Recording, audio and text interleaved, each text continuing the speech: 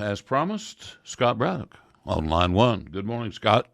Morning, Dave. How are you? Hey, doing all the good. I've been anxious to get you on this morning. I ran across this story last night from Politico, and I want to know what you think of it.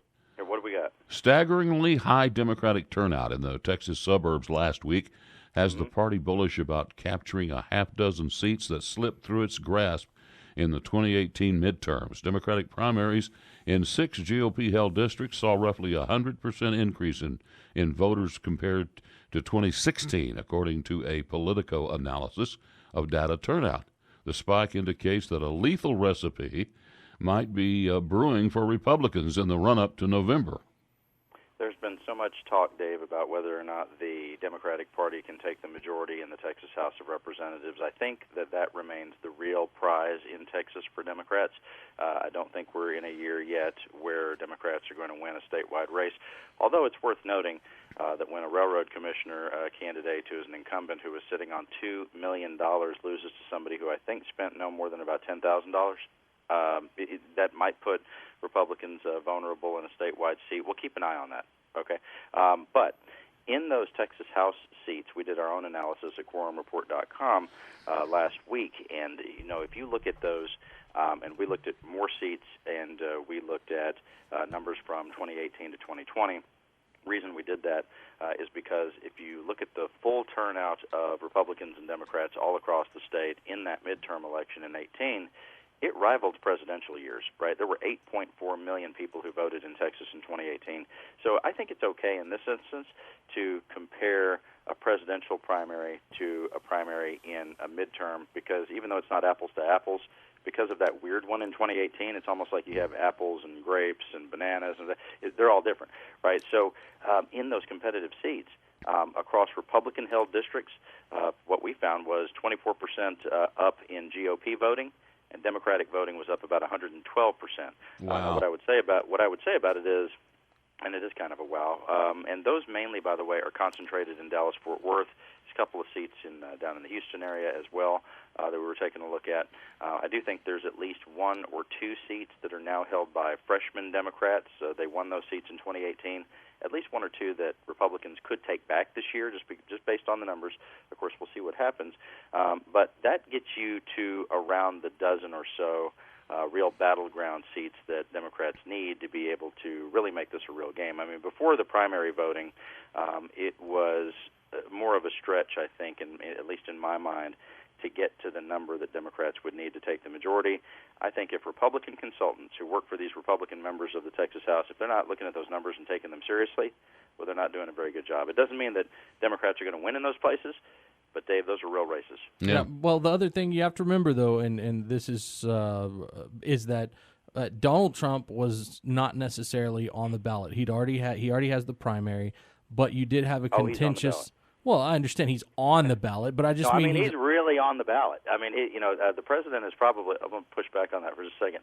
He's really on the ballot. I mean, no matter what people think about President Trump, they think something, right? And so he wasn't even really on the ballot in 2018, but he sort of was on the ballot, right? A lot of it is about pushback to the president or support for the president. I think that's true this year. And by the way, Lieutenant Governor Patrick had made the same case. He said, "Hey, the president is not in a competitive primary." But the fact that you saw so many Republicans come out, and vote for him may mean that they want to do a big show of support for the president. But to some extent, you're making my point as well, though. Everybody already knows that Donald Trump has it. And so if they didn't care about the lower elections, then they had no reason to go and vote. We are vehemently agreeing with each other, Matt. I know. That's what I'm saying. You're making my point. Although I would say that Republicans did have reasons to get out and vote, not necessarily as much in the Dallas-Fort Worth area. Although there was at least one competitive open Republican congressional seat up there in a primary. But there were congressional seats that are wide open from Houston out to where y'all are with Mike Conaway and Mac Thornberry. Those retiring members of Congress, and you have Republicans running for those congressional seats, well-funded campaigns all across the state. So there wasn't no reason for Republicans to come out. They actually had pretty good reasons. They did not have as much reason, it's true to say, as Democrats did, because they have this big contested primary, and it looks like it's getting closer to being settled out, but not quite yet, right? I'm not sure Bernie Sanders will ever drop out. He may still be running for he's got too much money. Next January he may still be running for president. There's too much money coming into his campaign for him to stop. Right. Scott, let's be honest. Well, that's a great point. The reason people drop out, two reasons. One is that they just no longer see a path to victory. But the other reason, which is maybe the bigger reason, is they just run out of money. It's so expensive to run for president. It's like running a very, very large small business. Yeah. Hey, Scott, I do want to ask you, the big question. What is your read on what this panic virus is? What effect is it having on Trump? On Trump, it's hard to tell right now. I mean, his messages have been mixed, and I think that his Oval Office speech was pretty good, pretty measured. He said the things that he needed to say, although, in looking at some of the overnight numbers after he gave the speech, it was sort of apparent that for a lot of Americans, that if someone else had said the exact same words, they'd have been more comfortable with it. This is just the fact of living in such a polarized environment where no matter what is going on, there's going to be half of the people who hate the person and half the people who love him. But as far as what it means for his presidency going forward, this is a real test for any administration, and it sure would be, whether it was Obama or Bush or Trump or whoever. The way that government, responds in these sorts of situations is key. I mean, right back here in Texas, Dave, think about the fact that we've had this going on for this long, and Governor Abbott today is set to give, I believe, his first, big press conference about this. He did an update about coronavirus, I think, a week and a half ago, something like that. But a big update since things have gotten, so real, if you will, not so real, but so real, with giant events being canceled. I mean, since we talked, we had South by Southwest in Austin had canceled.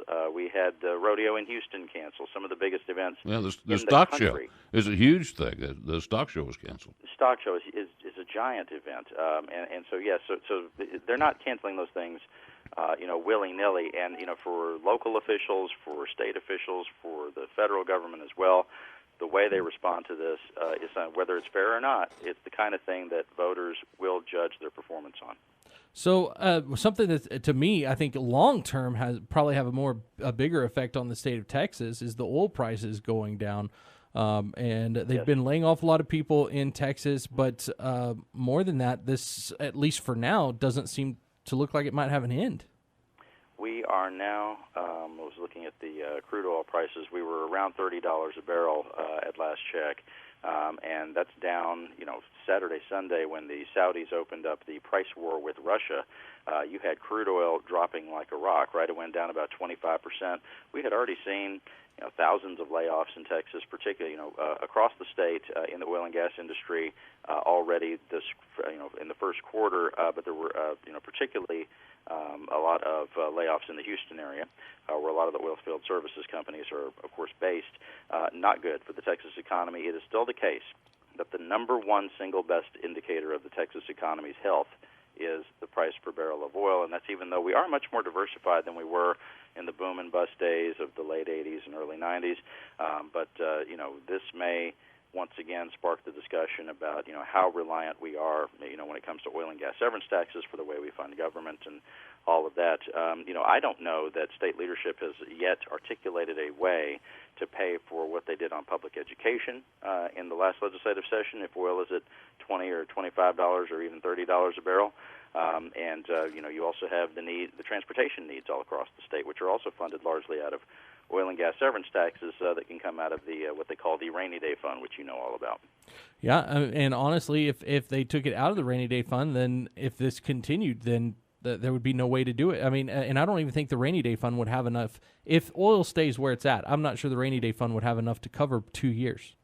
Yeah, the rainy day fund or the economic stabilization fund was, and this is always an interesting discussion, especially among conservative activists. You'll hear folks say that they should almost never spend money out of that. And generally, I tend to agree. It's there for quote-unquote emergencies, one-time expenses. When they set up the economic stabilization fund, the idea, but it's funded by oil and gas severance taxes, and they set it up because they understood that the way taxation from that industry is used should be dealt with in a way that contemplates the fact that it's a boom and bust business, right? So when money is flowing in good times, that fund is replenished and it goes up. But what the authors of the legislation that created the rainy day fund realized was that when the economy goes south, demand for government services goes north, goes up. And so you have to have enough money in there to be able to get through the lean times. It's not so much that it's just for, quote, one-time expenses. It's to smooth out government revenues when you have hard times. So to your point, Matt, it may not be that it's there, to cover over the next 2 years or the next biennium, but they're going to take a hard look at what's there and try to figure out how they can, meet the commitments they made with the school finance package and property tax relief, or quote-unquote reform that was passed in the last legislative session. And it'll have a lot to do with who's running the House to how much they use, too. So, absolutely. Because the Democrats have been looking at that fund for a long time. They'll have a different view on it, although it is fair to say that the Republican leadership, when there was a switch from Joe Strauss to Dennis Bonnen, suddenly they became more comfortable with spending out of that fund. So I'm going to jump over here just real quickly because we're running out of time. But Joe Biden, it looks like he's going to be the nominee. He's winning his campaign right now, it seems like, but jumps over to a brand new person, the guy who ran the failed O'Rourke campaign. How smart is that? Well, he brought in, before the O'Rourke campaign, the operative you're talking about, somebody who is very respected in Democratic circles, had worked, with President Obama, the O'Malley O'Rourke Dillon, campaign, I think his let name. Let me say it this way. The O'Rourke campaign for president was very special. Mm-hmm. Yeah. It was, it was sort of the same as the way that he ran for Senate, and that he wasn't going to look at polls and was just going to kind of shoot from the hip about everything, although did take that hard left turn that left him in no position to even be able to run for U.S. Senate back here in Texas. Yeah. Yeah, so, O'Rourke tanked himself is what you're essentially saying. That's sort of what I'm saying. Yeah. That's right. Okay. I'm not sure that he was listening to political professionals in the way he was handling his campaign. Yeah. So when you're winning, is it normal to switch over to a new campaign manager? Well, it's one. Yes. When you are ramping up, and remember, Biden was having some problems in fundraising for quite a while because the arc of the story seemed to be at the beginning of the year that he was losing. Right. His whole campaign was predicated on the idea that he's the most electable, and when he was losing in Iowa, New Hampshire, Nevada, you have to get 4 states in to South Carolina before the story starts to change dramatically.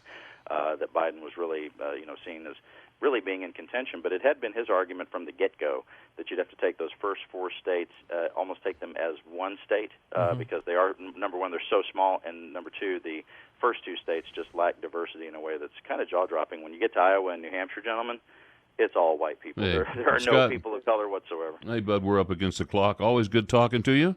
Thank you, sir. Check us out at QuorumReport.com. We appreciate you. You betcha. Right. Thanks, Scott. We'll be back with more in a moment.